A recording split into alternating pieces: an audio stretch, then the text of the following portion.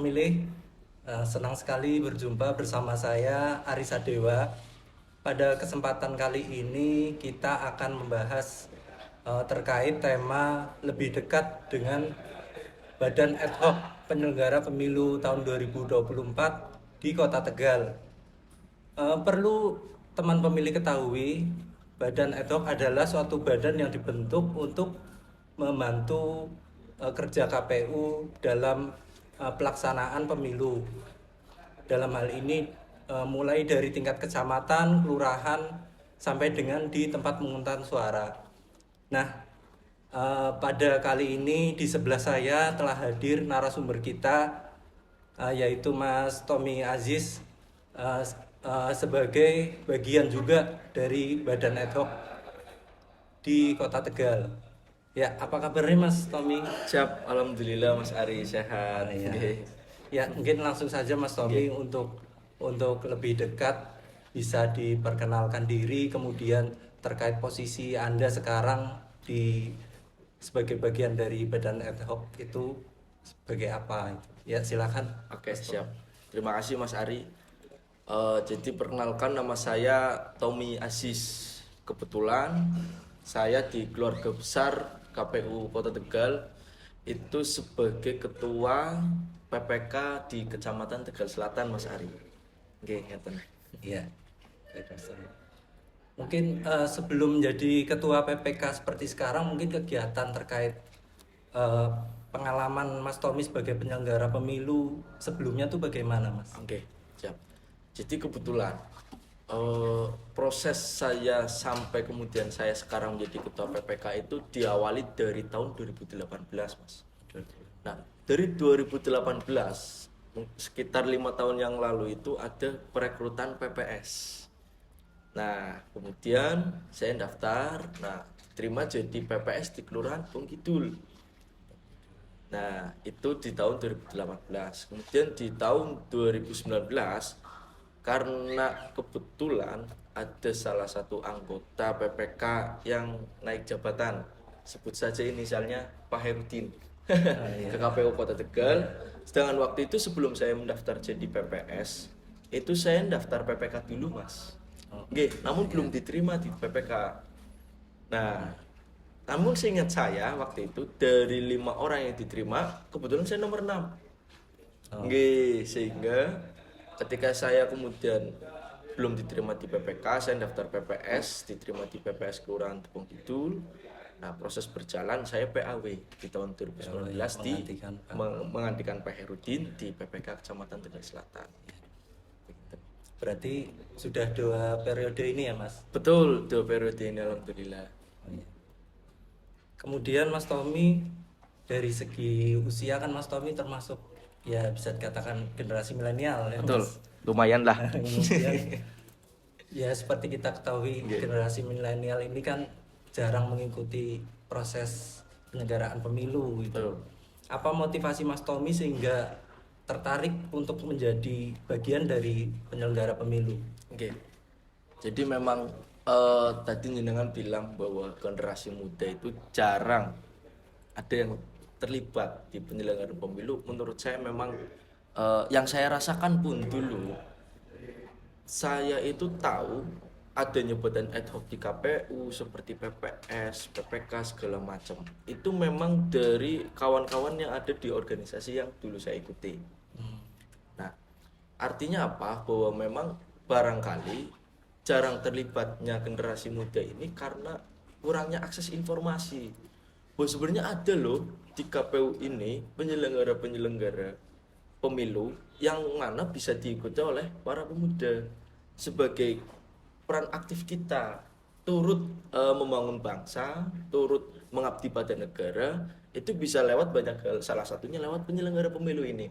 Nah, kebetulan karena saya juga aktif organisasi dari dulu, jadi saya tahu, tapi kemungkinan teman-teman di luar sana jarang ada yang mengetahui gara-gara itu, Mas.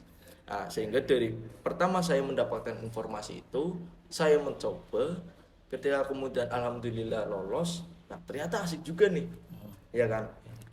Saya bisa mengabdi untuk negara, ada ngapunten, alhamdulillah unsur profit juga di situ. Tapi saya juga bisa berkegiatan yang lain, Mas. sambil kuliah bisa segala macam. Nah itu bersyukurnya saya di situ, ternyata asik juga kegiatan ini, bagian dari penyelenggara pemilu. Itu yang bikin saya tertarik mas. Oh gitu Mas Gitu Tommy. nggih. Jadi menurut Mas Tommy lebih ke masalah akses informasi ya Mas? Betul, Yang betul. mungkin kurang, sebenarnya ada. Ada, tapi mungkin kurang masif Oh iya. begitu.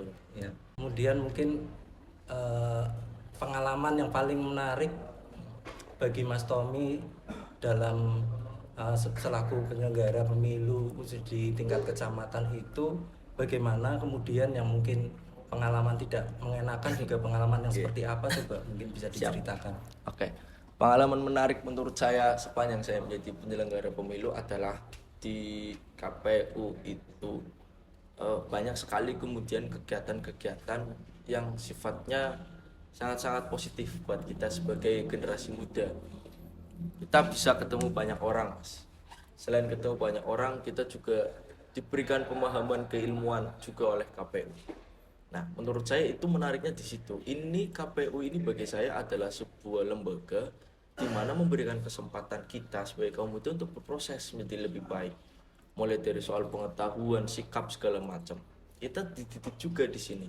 Menurut saya menariknya di situ. Dengan berbagai program-program kerja yang ada di KPU yang selama ini kita ikuti sebagai kewajiban kita sebagai penyelenggara pemilu. Nah, entah sosialisasi, entah kemudian penyusunan data, itu menariknya di situ. Itu bisa memberikan pengetahuan bagi kita mas, bagian dari proses.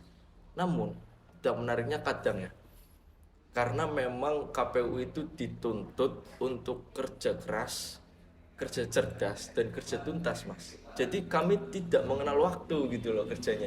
24 jam sebenarnya, di calling kapanpun, dibutuhkan kapanpun, kita harus siap. Nah itu mungkin ya sebenarnya bukan tidak enak juga, tapi mau nggak mau itu sudah menjadi tanggung jawab kita. Tantangan ya mas. Tantangan betul. Oh gitu.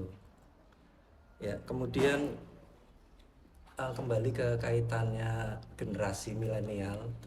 Ini kan di sini menurut Mas Tommy mungkin ada pesan yang akan disampaikan agar generasi muda saat ini berminat untuk berpartisipasi aktif dalam penyelenggaraan pemilu itu, menurut Mas Tommy gimana? Jadi memang bicara generasi milenial dan kaitannya dengan kepemiluan ini, menurut saya kita sebagai generasi muda perlu menyongsong agenda 5 tahunan ini dengan semangat optimisme mas. Nah, karena bagaimanapun juga data berbicara. Nah, sebentar lagi Indonesia itu akan mengalami bonus demografi, di mana usia produktif itu lebih banyak daripada usia non produktif, bahkan kita sudah mengalami itu. Sehingga bukti pun berkata di KPU data yang sudah kita susun, jumlah generasi milenial itu banyak. Nah, prosentasenya itu tinggi gitu loh. Jangan sampai kemudian prosentase yang generasi-generasi kita kemudian kita mendominasi secara jumlah, justru partisipasi kita berkurang. Jangan lupa, teman-teman harus sadar gitu loh, bahwa negara sudah menyiapkan anggaran dan kos yang besar untuk penyelenggaraan pemilu ini. Nah, kalau bahasa orang Tegalnya itu eman-eman gitu loh mas. Nah, kita perlu memanfaatkan apa yang sudah menjadi kewajiban kita karena kita sudah 17 tahun untuk menggunakan hak suara. Karena kalau bagi saya, bagaimana hukumnya untuk memilih pemimpin ya wajib gitu loh mas. Ya, karena di agama kita juga diatur untuk itu. Nah, jadi menurut saya orang-orang anak muda yang golput itu orang-orang yang ya patut dipertanyakan lah mas. Bagaimana keindonesiaannya, segala nasionalismenya, segala macam itu patut dipertanyakan. Itu yang pertama, menggunakan hak pilih. Kemudian yang kedua, teman-teman jangan lupa bahwa banyak sekali selain menggunakan hak pilih, teman-teman muda ini juga banyak sekali kesempatan, ruang-ruang yang bisa diisi untuk ikut serta terlibat dalam penyelenggaraan pemilu. Nah, mungkin PPK PPS perekrutan sudah lewat, tapi sebentar lagi ada KPPS. Nah, teman-teman bisa terlibat di situ, bahwa kita juga bisa untuk punya kontribusi untuk negara meskipun skalanya kecil. Tapi tetap apa yang kita lakukan itu bermanfaat untuk negara. Mengisi ruang-ruang itu juga, Mas. Ya, selain menggunakan hak pilih. Poin itu pesannya. Oh iya, mungkin bisa sambil kita nikmati Oh iya. minuman yang sudah Siap, disediakan. Mas Ari. Ini kopinya asli ya? Enggak. Asli nih, Mas.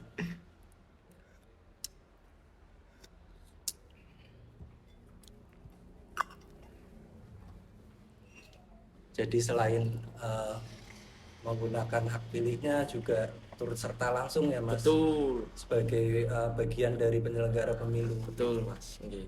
Ya itu mungkin ada. Kemudian kalau menurut Mas Tommy, harapan dalam penyelenggaraan pemilu 2024 yang akan tiba waktunya sebentar lagi gimana ini Mas Tommy? Oke, harapan untuk penyelenggaraan pemilu ya. Karena kebetulan saya juga masih aktif di kampus Mas, ikut organisasi di kampus juga. Ya. Mungkin aku agak sedikit merefleksikan sih buat kita semua, terutama sebagai pengingat, bahwa harapan besar kami sebagai kaum muda di penyelenggaraan pemilu tahun 2024 ini tentu harapan besarnya adalah pemilu tahun 2024 mampu melahirkan pemimpin yang baik dan bermanfaat untuk bangsa Indonesia.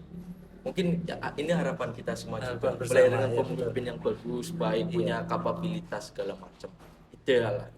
Nah, namun untuk menuju itu kan banyak faktor.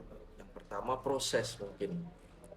Kami memandang proses menuju kontestasi pemilu tahun 2024 ini, saya pengen titip pesan terutama yang pertama untuk partai politik, agar calon-calon yang disiapkan oleh parpol ini adalah juga calon-calon yang punya kompetensi gitu loh Mas. Iya. Nah, jadi kalau semua calon yang disiapkan oleh parpol punya kompetensi semua, artinya siapapun yang jadi, mereka sudah kompeten dari awal gitu loh Mas. Iya, betul. Nah, saya berharap besar itu ada di partai politik itu memegang peranan yang vital terkait mempersiapkan generasi-generasi penerus, pemimpin-pemimpin selanjutnya. Nah, saya berpesan terkait itu. Kemudian proses selanjutnya untuk kita sebagai warga negara Indonesia berharap besar bahwa kita masih memegang adat ketimuran, yaitu apa? Budaya untuk malu, etika, adab harus kita pakai.